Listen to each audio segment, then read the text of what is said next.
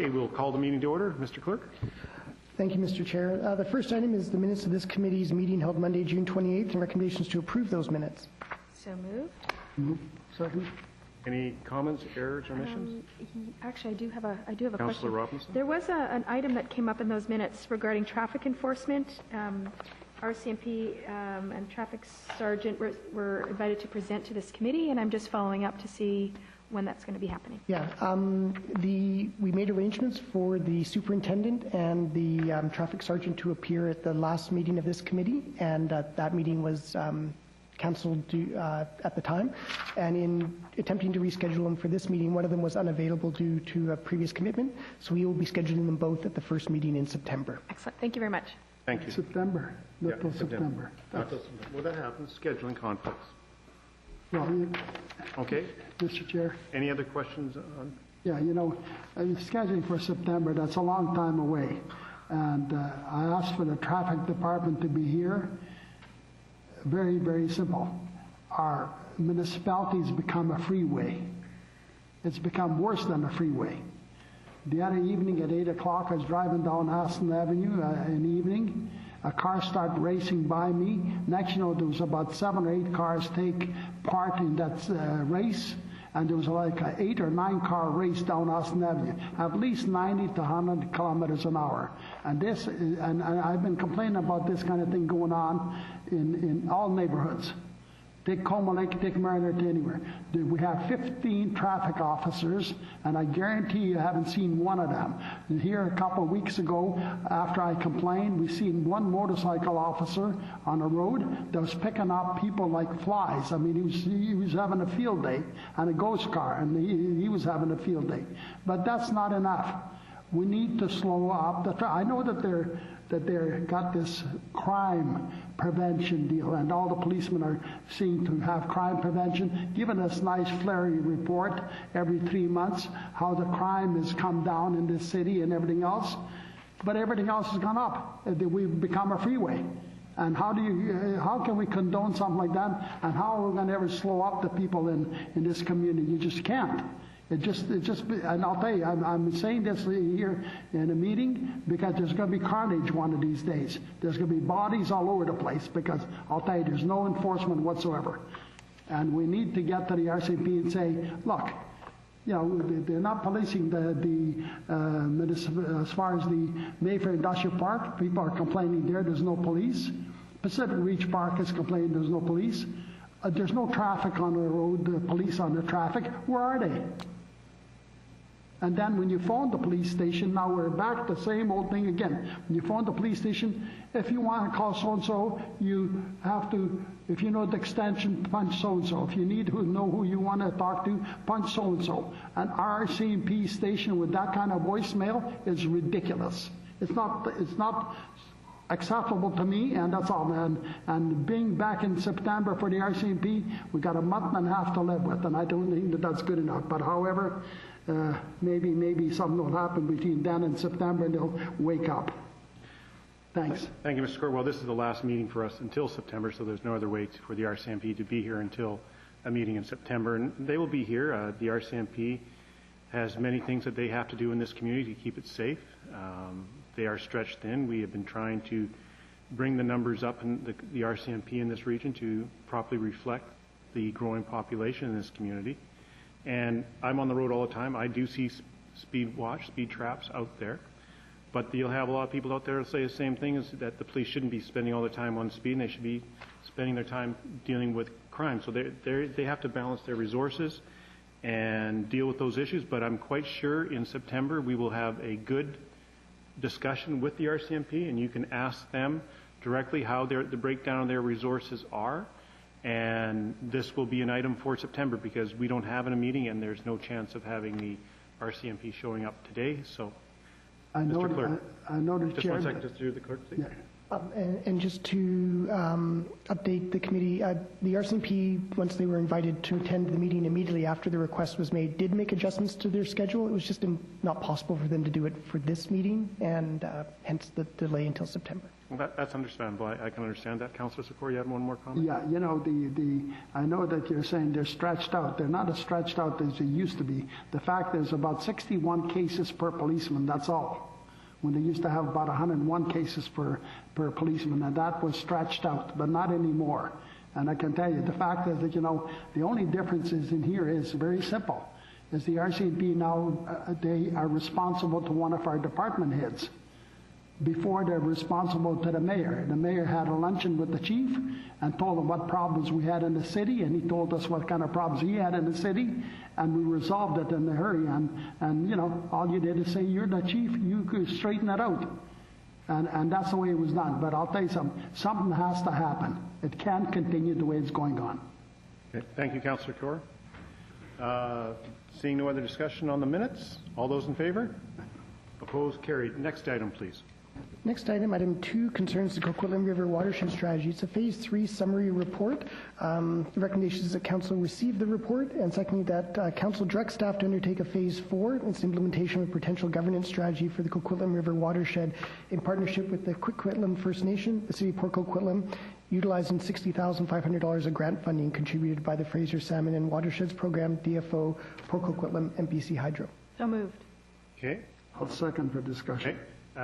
An introductory comments by Mr. Suzak, please. Thank you, Mr. Chair. I'll be very brief.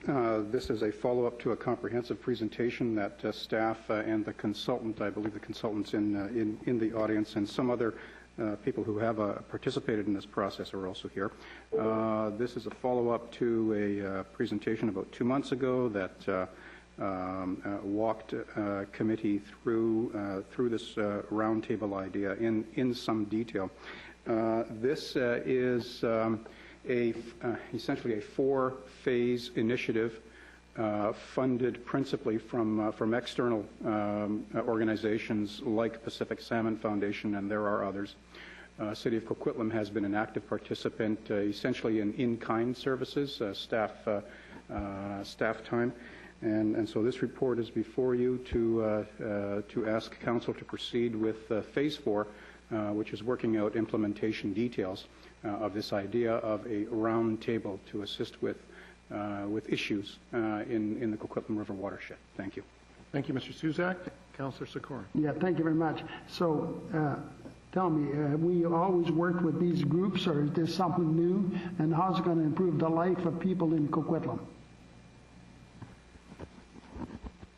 We have, the City of Coquitlam, I think, has worked cooperatively with the broad number of, I guess, partners and stakeholders to this initiative.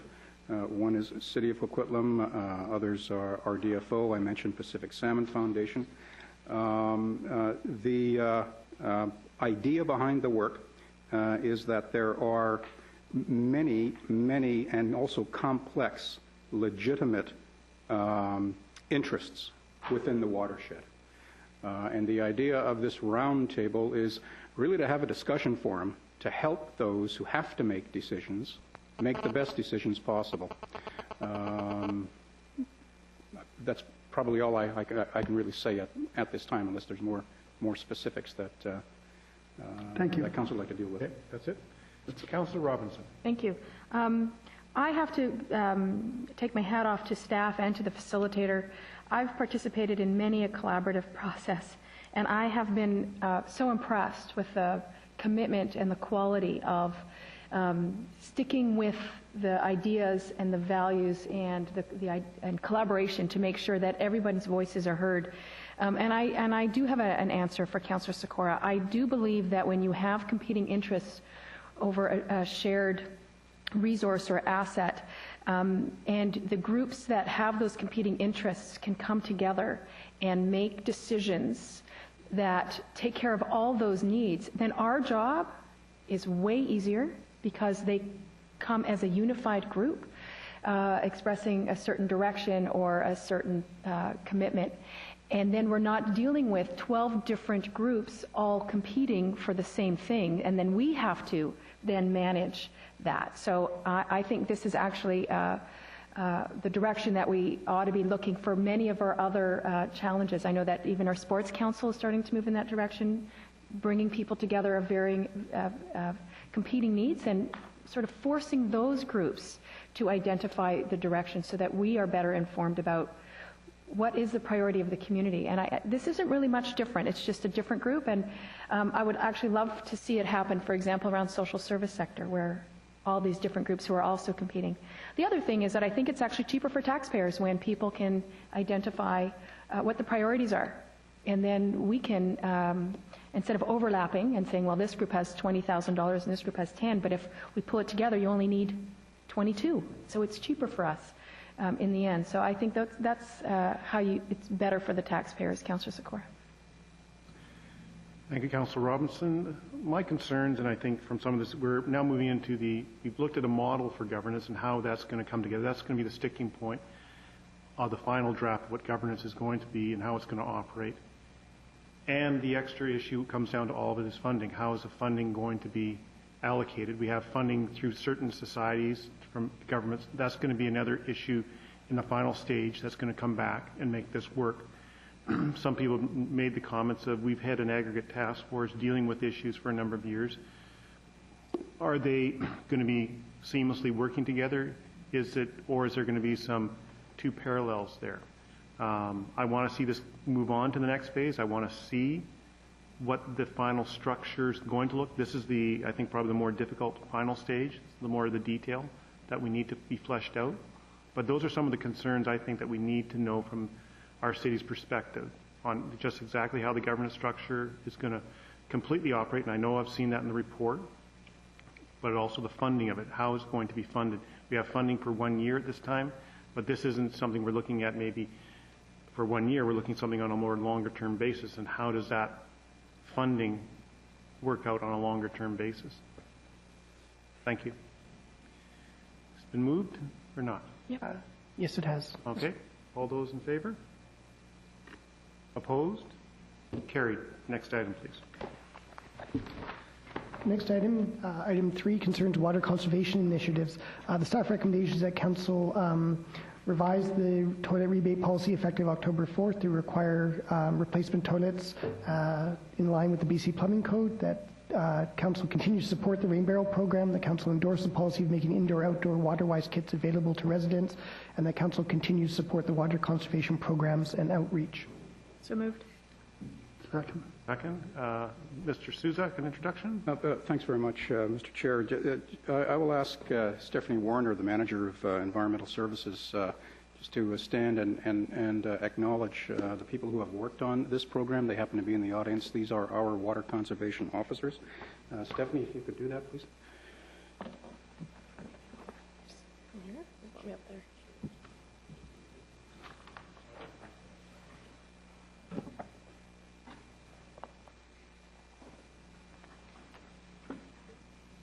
Welcome, Stephanie. Thank you. We have a few of the members of our water conservation team here with us today. We have Madeleine Lemaire, who is our water use enforcement officer, and she coordinates the entire program for us. We also have Jen Wirtz and Kyla Reagan, who are two of our bylaw enforcement officers working with us for the summer. And two of our other team members aren't here today, and I think that's because they're out enforcing our bylaw for us. So our team is here. Okay. Thank you. Any questions? Councillor Robinson. Of course. How many rain barrels have we sold over the 11 years? We have from last year, but overall? Anybody know? Just come up to the mic, please. I just newly took over that program, but it was 90 last year and probably about the same this year. Right. So about 100. So maybe there's 1,000 out there, roughly. Yeah, I would say. So I have a question actually then for planning is, do we ask all new houses come equipped with a rain barrel? An option.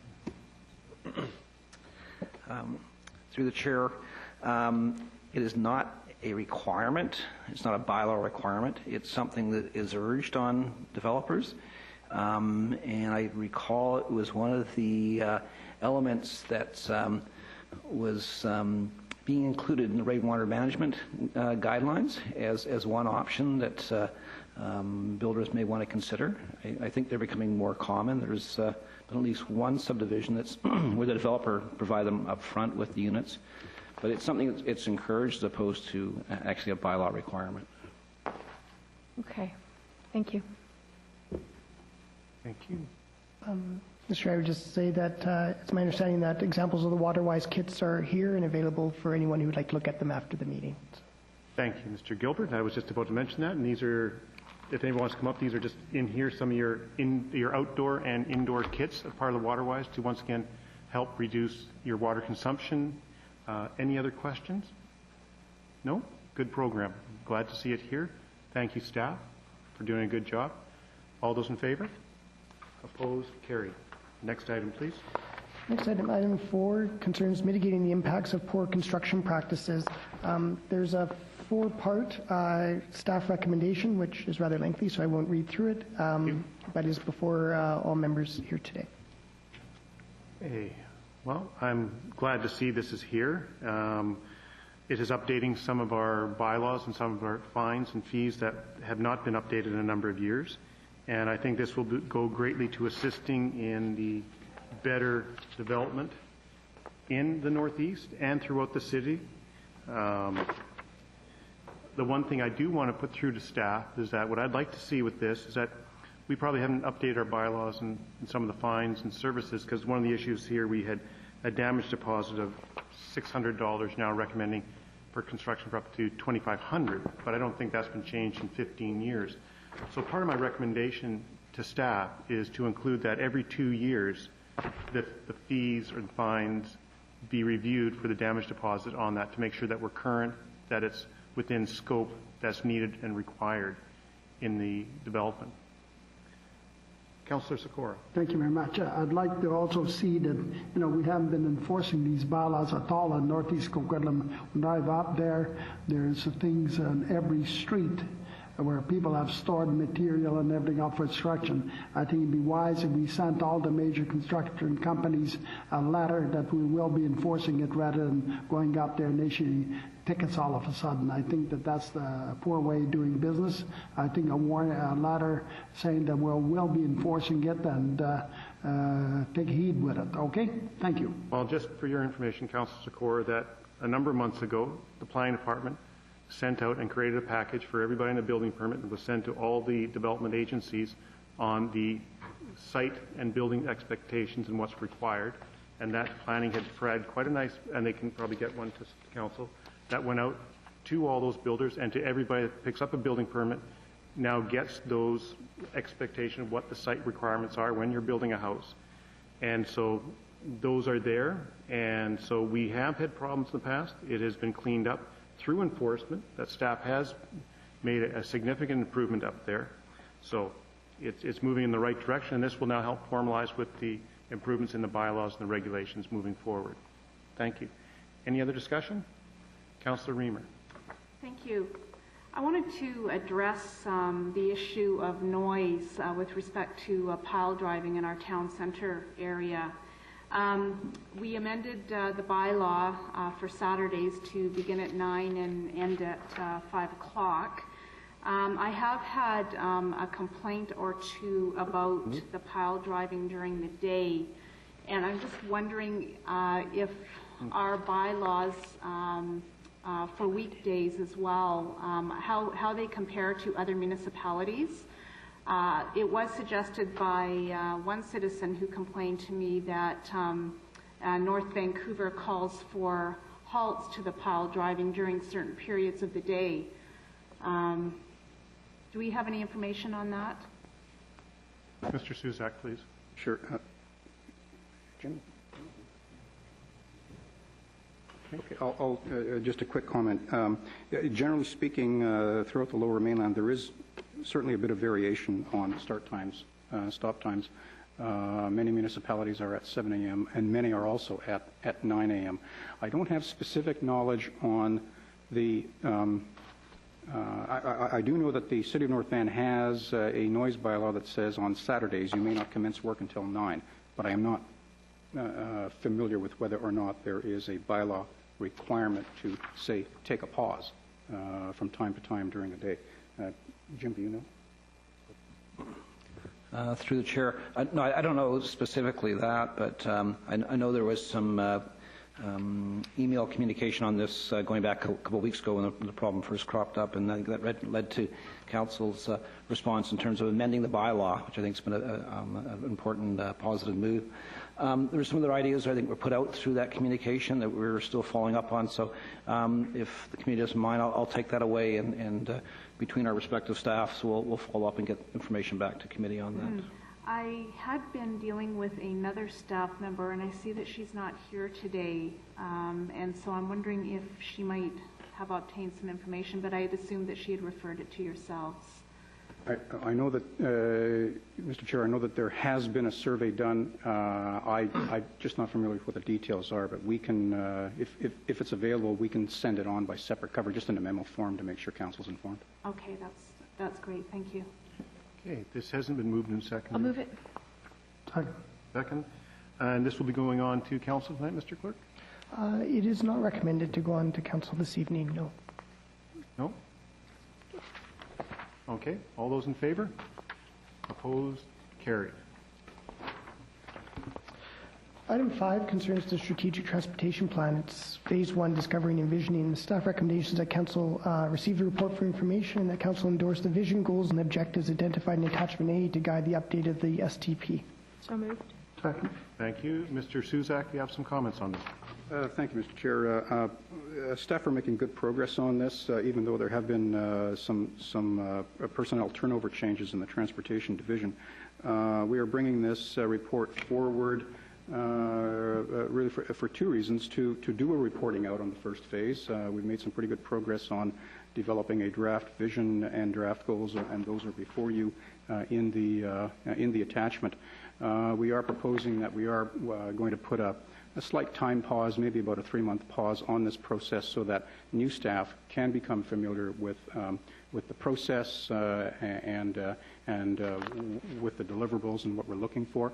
The initial timeline for this work was to be finished by around February of 11. We expect we might need until, say, May or June. The way things are going, we think we can achieve that. Thank you very much, Mr. Suzak. Any comments? Seeing none, all those in favor? Opposed? Carried. Next item, please. Next item is the 2009 Annual Water Quality Report. The staff recommendations that Council direct staff to forward a copy of this report to the Fraser Health Region in accordance with the requirements of the Drinking Water Protection Regulation of the Drinking Water Protection Act. So moved. Second. No discussion. All those in favor? Opposed? Carried. Mr. Clerk? Mr. Chair, that is the last formal item on the agenda for today. Thank you. Adjournment? Second. In favor? Thank you. Thank you very much, everybody. AC Engineering.